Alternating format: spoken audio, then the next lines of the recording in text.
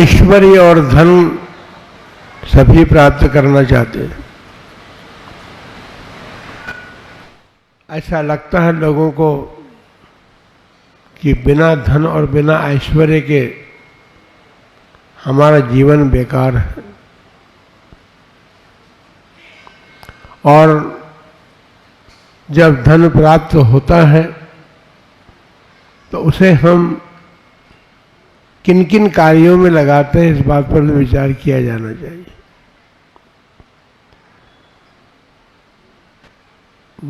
जगत में यथार्थ धन की बात करते हुए कहा गया है आरोग्य ये सबसे बड़ा धन है।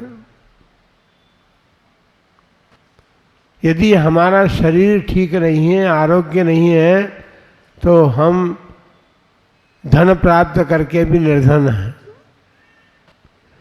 क्योंकि शरीर की निरोगता ही हमारा वास्तविक धन है। हम आज वास्तविक धन के संबंध में ही चर्चा करेंगे। इसलिए यथार्थ धन है जो उसमें पहला सूत्र है कि आरोग्यता। अब हमें सोचना पड़ेगा कि हम निरोग क्यों नहीं रह पाते। हमारी दिनचर्या को हमको देखना पड़ेगा कि हमारी दिनचर्या में क्या ऐसी बात है जिसके कारण हम आरोग्यता को प्राप्त नहीं रह पाते। हम नहीं बताएंगे, आप लोगों को विचार करना है। यदि आप क्या प्रतिदिन का जीवन कार्य ठीक होगा तो आप निरोग रह पाएंगे, क्योंकि वास्तविकता तो ये है कि विषय इंद्रियों से संबंधित है, कषाय आत्मा से संबंधित है, और दोनों ही जिनके पास में है वे निरोग रहने में समर्थ नहीं हो सकते। क्योंकि कषाय जो हैं हमारे जीवन में कलुषता उत्पन्न करती है, मन में कलुषित भाव हमारे उत्पन्न होते हैं, और उन कषायों के कारण हमारा मन जो है खराब होता है। इसलिए जो हम इंद्रिय विषय और कषायों पर ध्यान दें, और कम से कम आप गृहस्थ हैं, लेकिन इसके साथ ही ये भी ध्यान रखना होगा कि हम कम से कम इंद्रिय विषय और कषायों पर ध्यान रखें कि यह कम से कम हमारे जीवन में हो, क्योंकि ये हमारे निरोगता आरोग्य को हरने वाली है। कोई व्यक्ति यदि आपको कष्ट पहुंचाने की बात करता है तो उससे आप बचते हैं ना। जब उससे बचते हैं तो हमारे शरीर को जो या हमारे आरोग्य को जो नष्ट करने में तत्पर है, उन बातों से भी अपने को बचना चाहिए। ठीक है, बचने का प्रयत्न करेंगे? नहीं करेंगे, कोई बात नहीं। महासमिति का मंडल बहुत बड़ा है,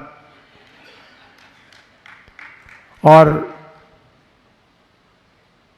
उसके कर्णधार जो हैं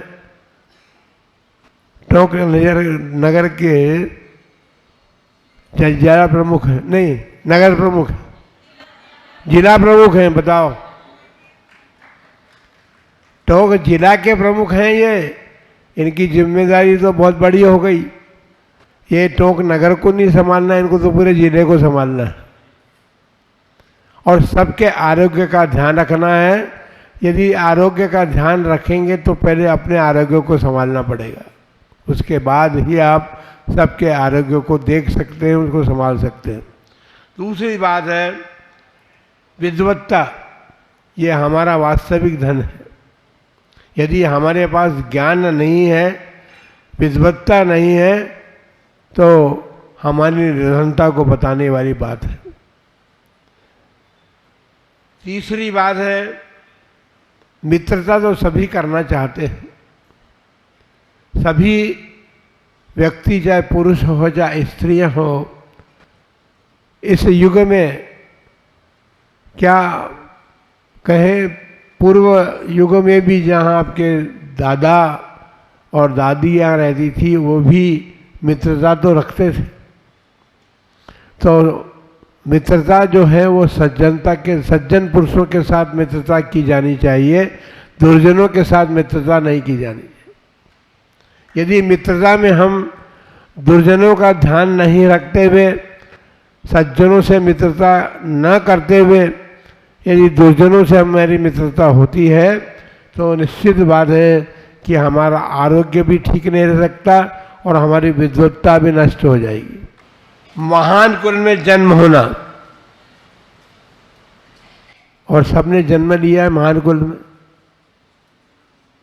महान कुल किसे कहते हैं? अजी जिस कुल में तीर्थंकर आदि महापुरुष जन्म लेते हैं वो कुल हमने प्राप्त किया है। जिसे आप जैन कुल कहते हैं, उस जैन कुल में तो तीर्थंकर और चक्रवर्ती जैसे महापुरुषों ने भी जन्म लिया है। सौभाग्य आपका कि आपने ऐसे कुल में जन्म लिया है जहाँ तीर्थंकरों की आराधना होती है, महापुरुषों की चर्चा की जाती है। शास्त्र ज्ञान ने फिर एक बात है स्वाधीनता। हमारे जीवन का सबसे यथार्थ धन है स्वाधीनता। स्वच्छंदता नहीं, स्वाधीनता का मतलब स्वच्छंदता से नहीं है। स्वाधीनता का मतलब है हम अपने अधीन रहें। अपने अधीन रहें मतलब अपनी आत्मा को अपने ज्ञान के अधीन करें, अपने आचरण के अधीन करें, वो स्वाधीनता होती है। हमारा आचरण भी स्वाधीन होना चाहिए और जो कुछ भी हम जीवन जिए वो स्वाधीनता पूर्वक जिए। देश को स्वाधीन करने के लिए जब महात्मा गांधी ने या और लोगों ने जिन्हें अपना बलिदान दिया, उन सब ने यही सोचा था कि देश स्वाधीन होना चाहिए। लेकिन स्वाधीनता प्राप्त करके आपने क्या प्राप्त किया? अब समय आते आते 1947 से अब 2025 तक आ गए आप, और इस यात्रा में आपके स्वाधीनता की तरफ तो दृष्टिकोण रहा नहीं, लेकिन स्वच्छंदता की तरफ दृष्टिकोण बदल गया। हमने एक बात कही थी कि यदि आप अपने परिवार को, अपने समाज को यदि स्वच्छंदता से बचाने का प्रयत्न करेंगे तो सुनिश्चित बात है कि आपके स्कूल में ही वो जन्म ले पाएंगे जो कि आगे बड़े बड़े महापुरुष बनेंगे, तीर्थंकर, चक्रवर्ती आदि पदों को प्राप्त करेंगे। आज 21,000 वर्ष बहुत दूर हैं, हमने तो छोटी सी छोटी उम्र प्राप्त की है, लेकिन इसका मतलब ये नहीं है इसका उसका बीज जो है आप स्वयं हैं, और बीज यदि सुरक्षित रहेगा तो फसल लहलहा करके उत्पन्न होगी। आप भी सुखी होंगे, वर्तमान में आप सुख प्राप्त करेंगे और आगे आपकी परंपरा भी सुख की ओर बढ़ेगी, दुख से हट करके। तो हमने बताया जिसे अपन आँखों की शर्म कहते हैं, है ना? लज्जा को क्या कहते हैं? आँखों की शर्म। यदि कोई लज्जावान है तो बोले ये व्यक्ति ठीक है, इसको आँखों की शर्म है। अनुशासन के बिना तो जीवन ठीक नहीं रह सकता। आपका जीवन तो फिर भी थोड़ा बहुत अनुशासित हो सकता है, क्योंकि आपके पूर्वजों ने आपके जीवन को बनाने का प्रयत्न किया है। पर अब आप क्या करेंगे? आपको भी तो अपनी अगली पीढ़ी का जीवन बनाना है। पर अब अगली पीढ़ी ऐसी हो गई है स्वच्छंद कि वो अनुशासन में रहना नहीं चाहती, और अनुशासन जो है वो हमारे जीवन को ठीक बनाता है। राजस्थान में हमने सुना है, देखा भी है कि घूंघट काटने की परंपरा थी, प्रथा थी ना। और अन्य समाजों को हम देखते हैं, जैसे राजपूत समाज वगैरह देखें तो हमने देखा है कि वो जब बाहर निकलते हैं तो उनका घूंघट पूरा इतना निकलता रहता है। आप बताइए कि लज्जा यदि आपके जीवन में नहीं रही तो आपका कार्य कैसे सुधरेगा। सूत्र ये है कि लाज सुधारे काज। लज्जा जो है हमारे कार्य को ठीक करती है।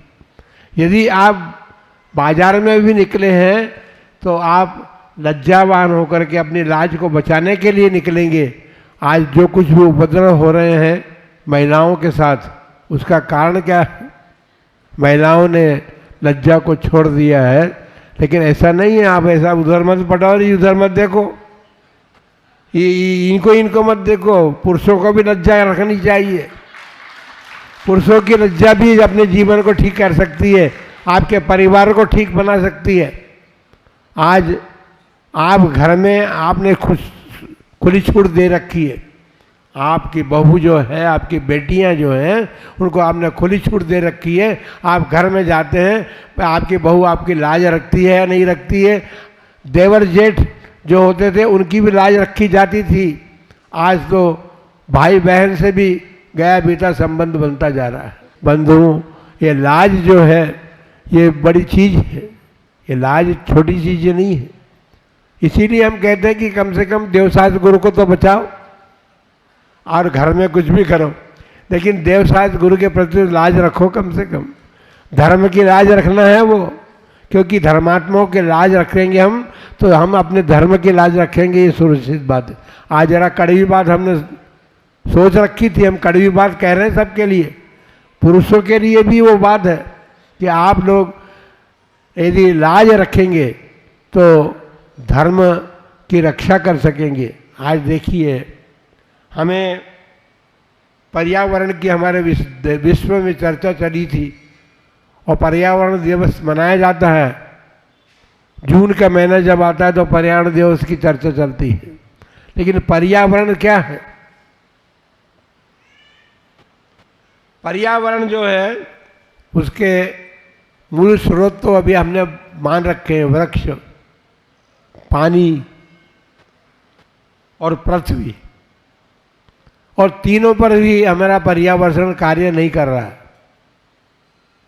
पृथ्वी खोद खोद करके हमने बहुत गहरे गड्ढे बना लिए, इतने गहरे गड्ढे बना लिए हैं जहाँ हमारी गाड़ियाँ गिरती हैं और निकल ही नहीं पाती वहाँ से। वो गाड़ी नहीं, गाड़ी में बैठने वाले भी वहाँ से निकल नहीं पाते। रोज की घटनाएं हो रही हैं ये। तो इतनी हमने गहरी पृथ्वी खोद दी है। आपने पानी के लिए जो बॉलवेर खोदा है, 800 फीट के बॉलवेर बन गए। पानी निकालना ही कठिन हो रहा है, फिर उसके लिए मोटर लगाओ। तो ये सारी बातें हमारे जीवन में बनती चली जा रही हैं।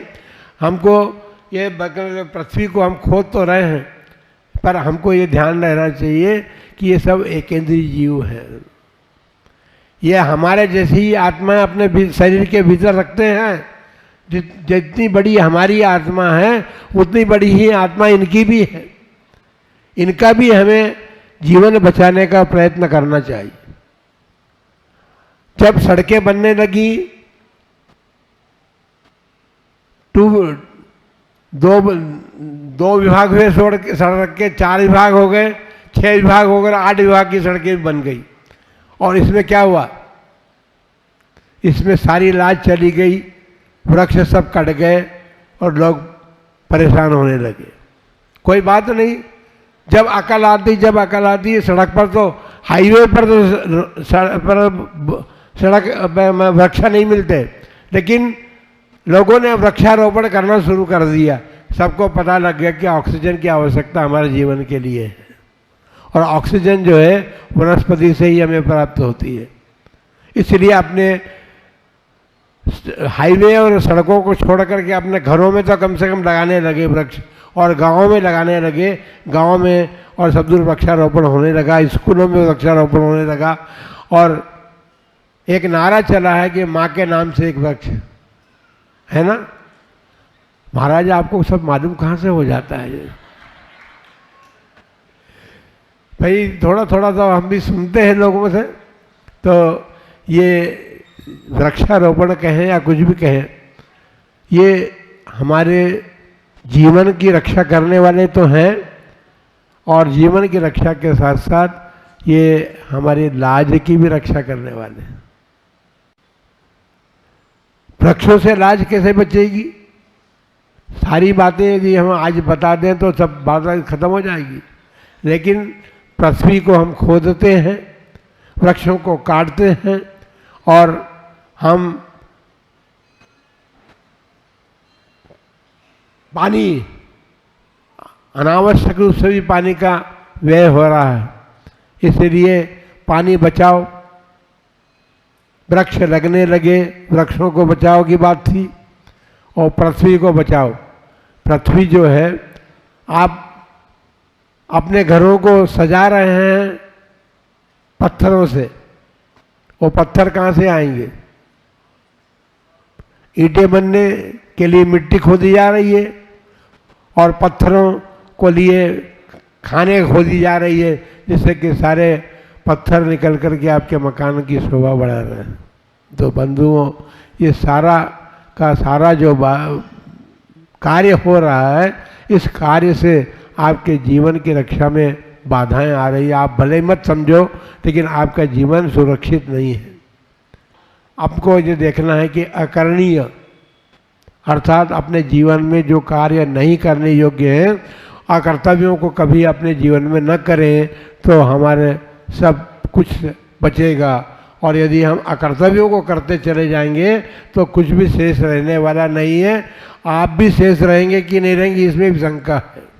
इसलिए अपने जीवन को बचाने के लिए, अपने धर्म को बचाने के लिए, देव शास्त्र गुरु की रक्षा करने के लिए, तीर्थों की रक्षा करने के लिए भी यदि चाहें तो आपको सबसे बड़ी बात यह है कि अपने जीवन को ऐसा बनाने का प्रयत्न करें, ऐसी शक्ति अर्जित करें जिस शक्ति को प्राप्त करके आप व्यर्थ में विषय के सायों में अपनी शक्ति को गंवाने के बजाय शक्ति को सुरक्षित कीजिए।